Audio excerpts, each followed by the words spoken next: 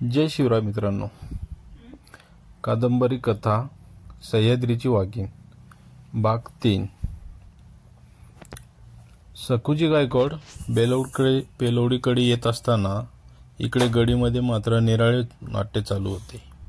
आदल्या दिवशी सायंकाळी आपल्या पतिराजांनी कोणाचे तरी बैल सामानासह बेलवडीमध्ये पळून आणले आहेत अशी खबर पाटलीनबाईला एका सेवकाने दिली.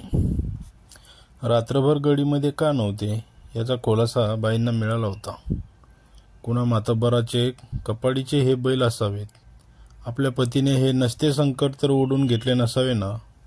सावित्रीला चैन पडेना. तिने एका चाकराला चौकशीला पाठवून दिले. बेलवडीचा पाटील हा अडदांड गडी, सह्याद्रीच्या कडी कपाळी भटकंती करणारा, लहानपणापासून हट्ट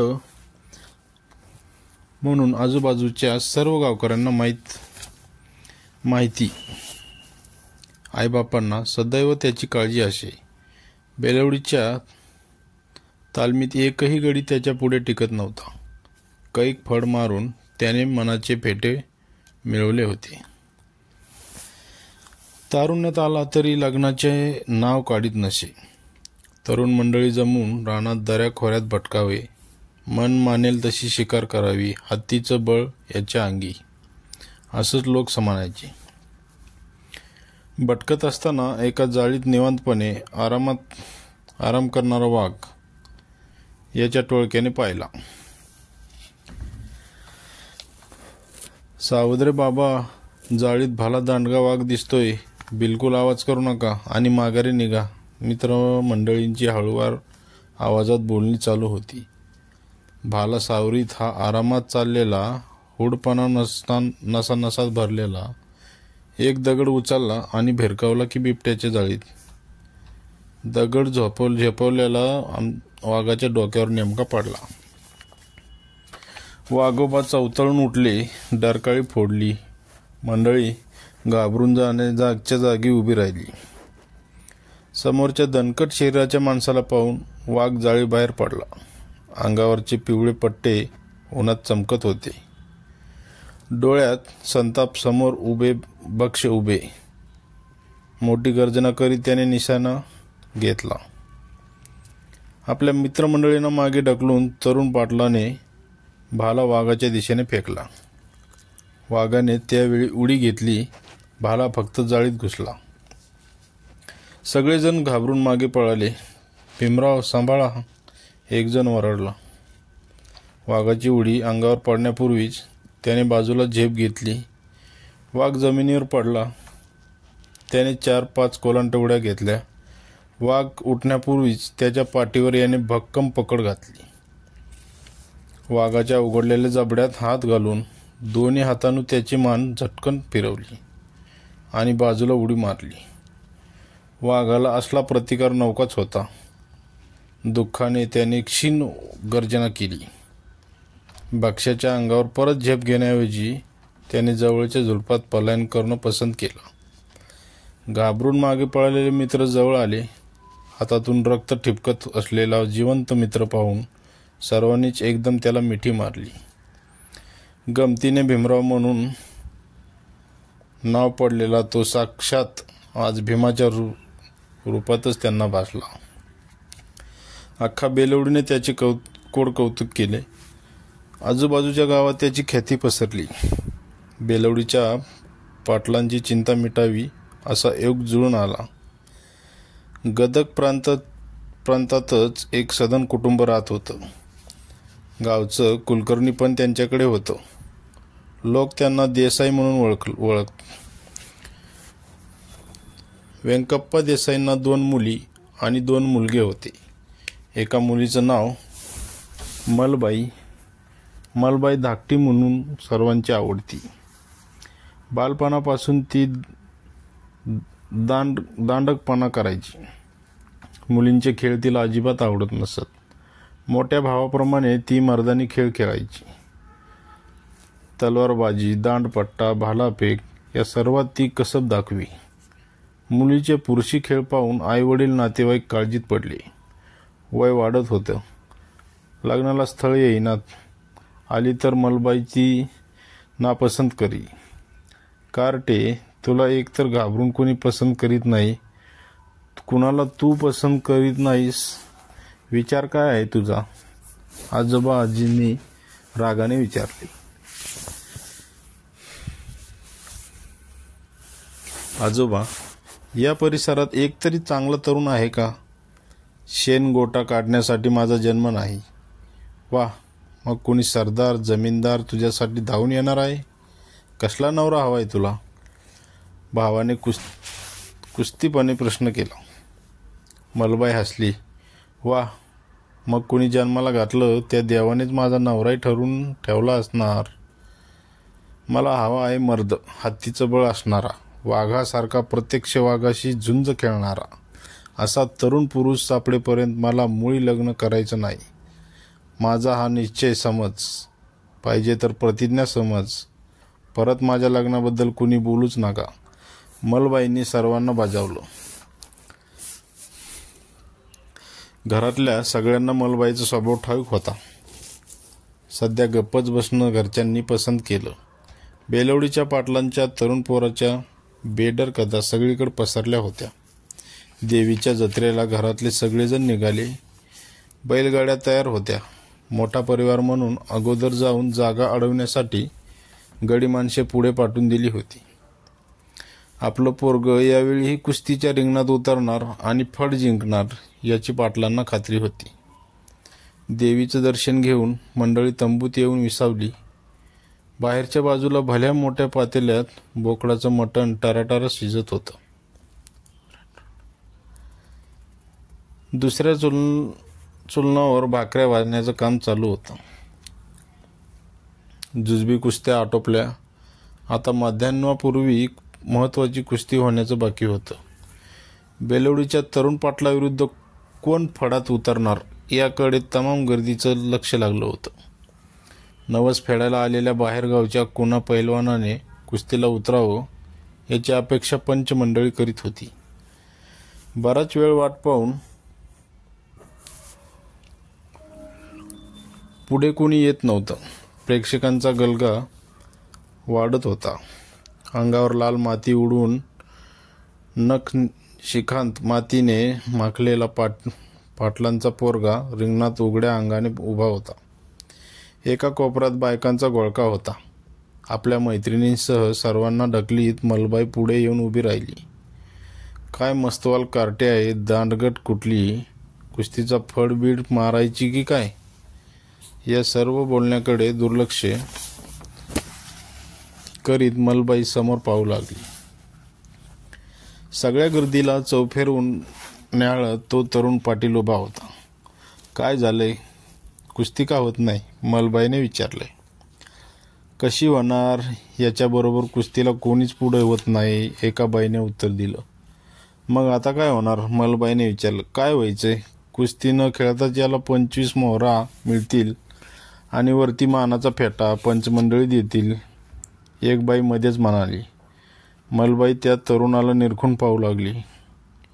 आके, चांगला तगडा दिसतोय की ग? काय ग भावाने, आवडला की काय तुला? मलबाई म्हणाली. इश, भलतंच काय बोलतेस? अगं तो कोण, कुठल्या जातीचा, काहीच माहीत नाही. आणि खरं सांगू का, मला नाही असला दांडगट गड चालायचा. तूच पाहिजे तर विचार कर त्याच्या. तुझ्या दादालाच सांग, विचारेल त्याचं लग्न झालंय का? मैत्रीण म्हणाली. ये शाने, आता माझ्यावरच घसरलीस ना. हे पोरींनो, भांडताय काय? मी सांगते, ते बेलवडी गावच्या पाटलाचा पोरगा आहे. अजून लग्न नाही केलं त्याने. मलबाईची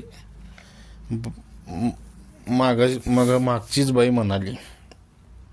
तुम्हाला काय माहीत? मलबाईने विचारलं. मी आत्या आहे त्याची, म्हणून तर कुस्ती पाहायला उभे आहे.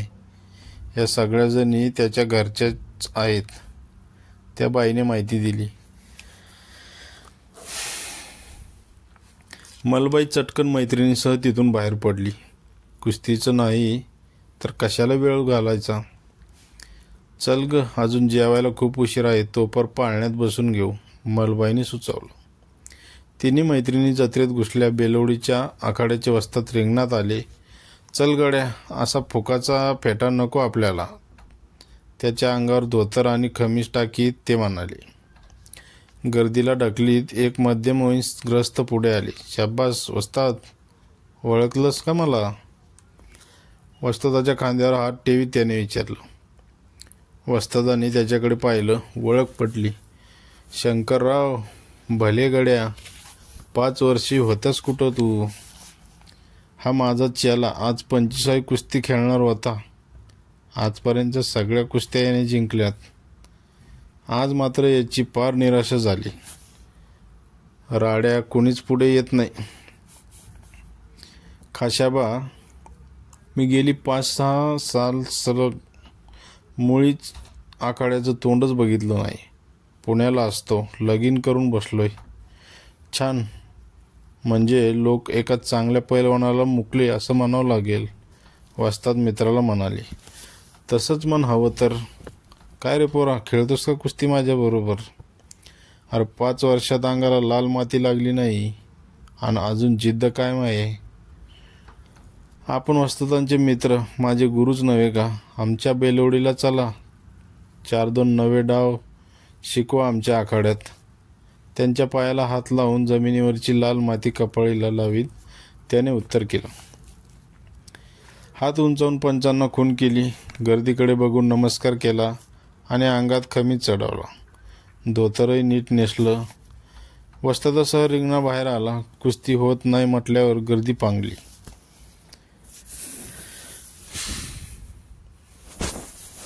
मलबाईचा भाऊ गर्दीत उभा होता. कुस्तीला उभा राहिलेला पैलवान पाहून तो खुश झाला. या पोराने आजपर्यंत 24 कुस्त्या जिंकल्या हे कळताच तो आश्चर्यचकित झाला. एकही पैलवान त्याच्याशी सामना करायला येत नाही म्हटल्यावर तर त्याला त्या तरुणाचं कौतुकच वाटलं आणि एकदम डोक्यात विचार आला. त्या सरशी त्याचा तोच दचकला. अरे, हे शक्य होईल काय?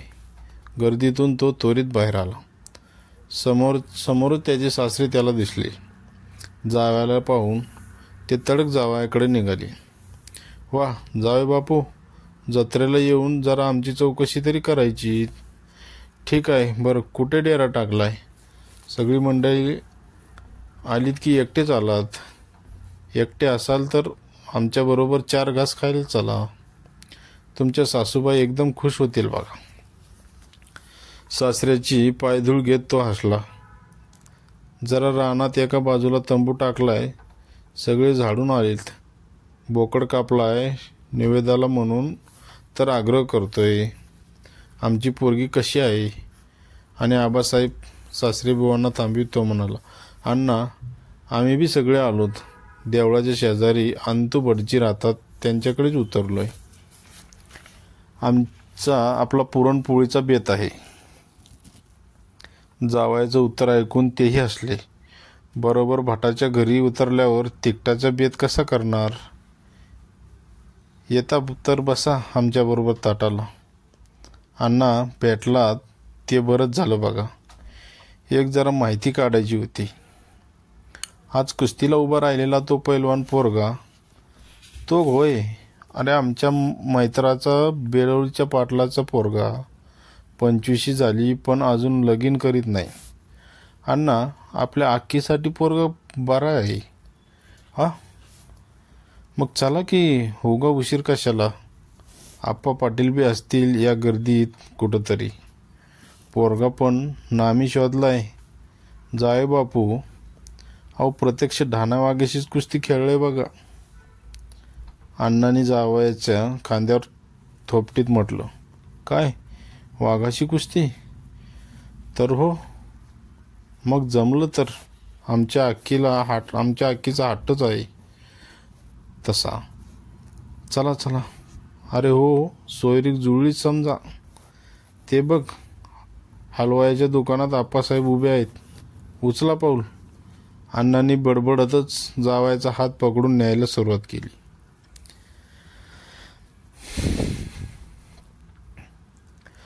हलवायाच्या दुकानासमोर पाटील कुणाची तरी हुज्जत घालीत होते. आप्पा, हाकेसरची पाटलांचं लक्ष समोर असलेल्या अण्णावर पडलं. नमस्कार अण्णा, लेका तुझीच आठवण काढीत होतो. आणि हे पाहुणे कोण? आप्पाने नमस्कार करीत विचारलं. आप्पा, हे आमचे जावई. गड्या, तुलाच हुडकायला निघालो होतो. चल त्या गुराळात जाऊन बसू, अण्णांनी सुचवलं. चौघे गुराळाच्या बाकड्यावर टेकले. आप्पा, हे आमच्या जावायची एक धाकटी बहीण लग्नाची आहे.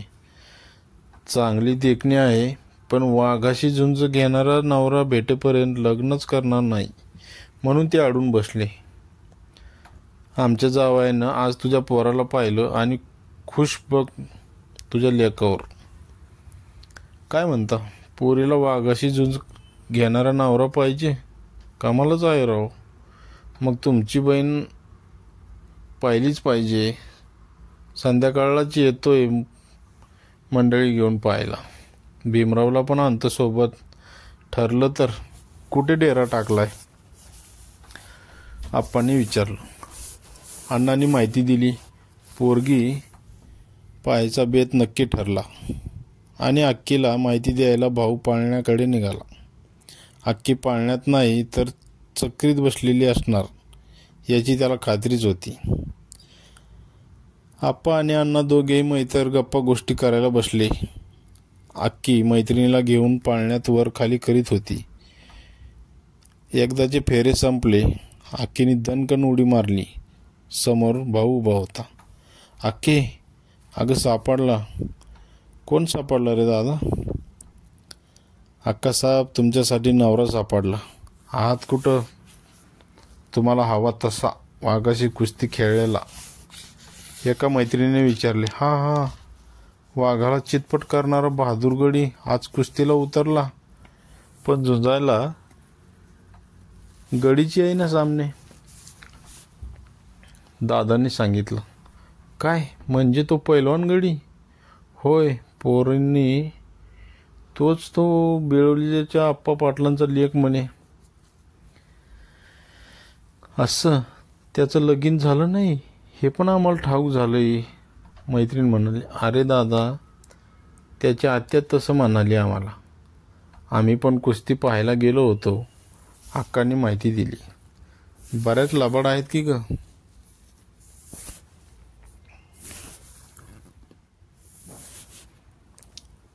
दादासाहेब उतरले आणि खो खो असले.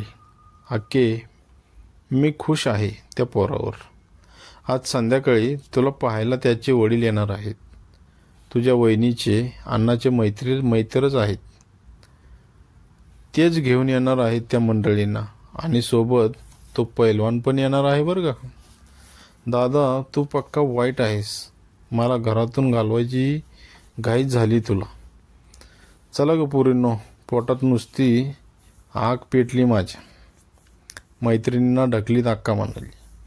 एकमेकींना ढकलीत त्या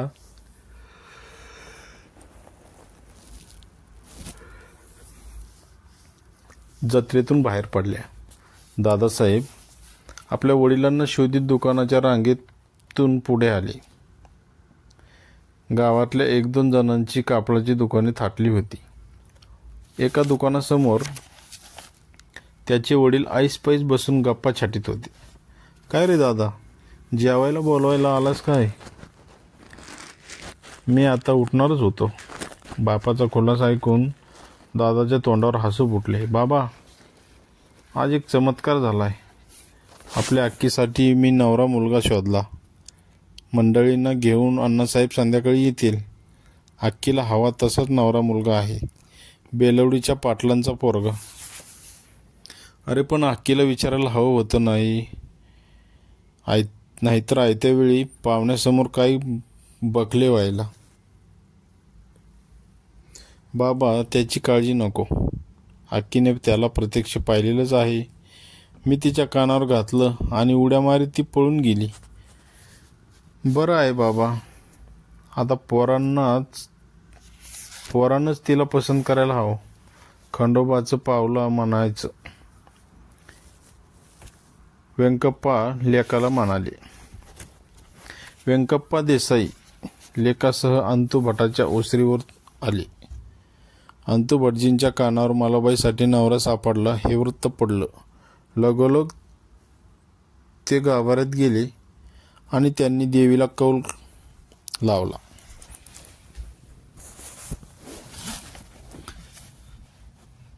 अहो ऐकलं का? देवीने कौल दिला. मलबाई पाटलाच्या पोराला पसंत पडणार. आनंदाने फुललेला अंतू भटजींचा चेहरा पाहताच स्वयंपाकघरात असलेलं सारं स्त्री मंडळ त्यांचे उद्गार ऐकून आनंदाने मोहरून गेलं. अक्कीच्या बहिणींनी आणि सख्यांनी तिला मिठ्या मारल्या. आनंदाच्या बातमीमुळे सगळ्या मंडळींनी पुरणपोळीवर चांगलाच ताव मारला. सरकार ठेवणीतील जामजम काढून ओटीवर मस्त बैठका घातल्या. तक्क्यांना नवीन चादरी गुंडाळतो की बज आपले पाहुणे खुशच होतील. भटजींनी पोटावर हात फिरवीत डेकर दिला. मलबाईंची थट्टा मस्करी करीतच बायका मंडळींची पंगत रंगत आली. व्यंकप्पांना शेवटी येऊन दाटावं लागलं. दादाची सासू अण्णांची बायको आपल्या सुनांना घेऊन अगोदर आली. वा, मला वाटलं नवरी तयार होऊन ओटरीवर वाटच पाहत असणार.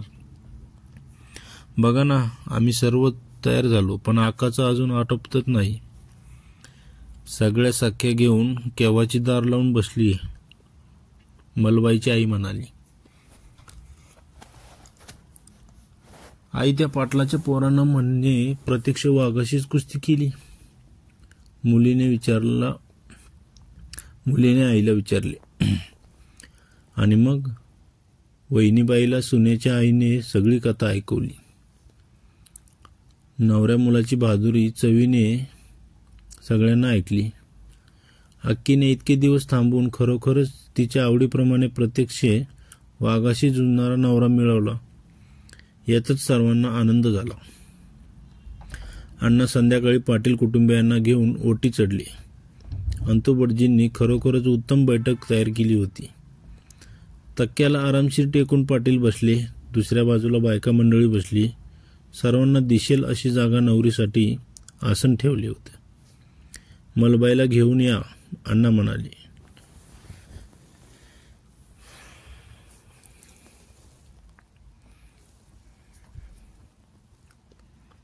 मैत्रिणीसह मलबाई आली. आप्पा पाटील आणि वडीलधाऱ्या पुरुषांना तिने नमस्कार केला. बायका मंडळीतली सासू तिने नेमकी ओळखून नमस्कार केला. ही पण आणखी एक तुझी दुसरी सासू बर का. एका बाईने बोट दाखवलेल्या दागिन्याने मडलेल्या बाईलाही तिने नमस्कार केला. आत्या आणि इतरांनी तिला जत्रेतच पाहिलं होतं. आखी आईने पडवल्याप्रमाणेच उगीच खाली मान घालून बसली. खरं तर तिला नवरा मुलगा डोळे भरून पाहायचा होता. तसा कुस्तीत उतरलेला तो उघडा बंब तरणा देह तिने पाहिला होता. पुरुष मंडळींनी फेटेच बांधले होते. एकट्या भीमरावाने मात्र जरतारी असा पिवळा मंदिल डोकीस बांधला होता. त्या जरतरीची एक बाजू गोऱ्यापान मानेवर झुकली होती. अंगात मखमली अंगरखा होता. सगळ्यात तो उठून दिसत होता. इतकी सुंदर मुलगी पाहून तर भीमराव हरवूनच गेला. टक लावून तो तिच्याकडे पाहत राहिला. नमस्काराचा कार्यक्रम चालू असताना त्याने तिला मनमुराद पाहून घेतलं. भीमराव, पाहून घ्या, नवरी पटली तर चटकन हो म्हणा, आप्पा पाटील लेकाला म्हणाले. अक्कीला निरखून पाहणारा भीमराव दचकला आणि मग खुशीत हसला. आप्पा, काही प्रश्न विचारायचेत का पोरीला? आमच्या वहिनीने समजा तपशीलवार सांगितलंच आहे. आता वाघाशी कुस्ती मारणारा नवरा पाहिजे म्हणून आडून बसलेली पोर तशी वाघीनेच म्हणायला हवी. आप्पा पाटलांचा मेवना खुशीत म्हणाला. पुढील भाग आपण नंतर लवकरच टाकणार आहोत. सबस्क्राईब करायला विसरू नका. चॅनल सबस्क्राईब करा, लाईक करा आणि शेअर करा. धन्यवाद.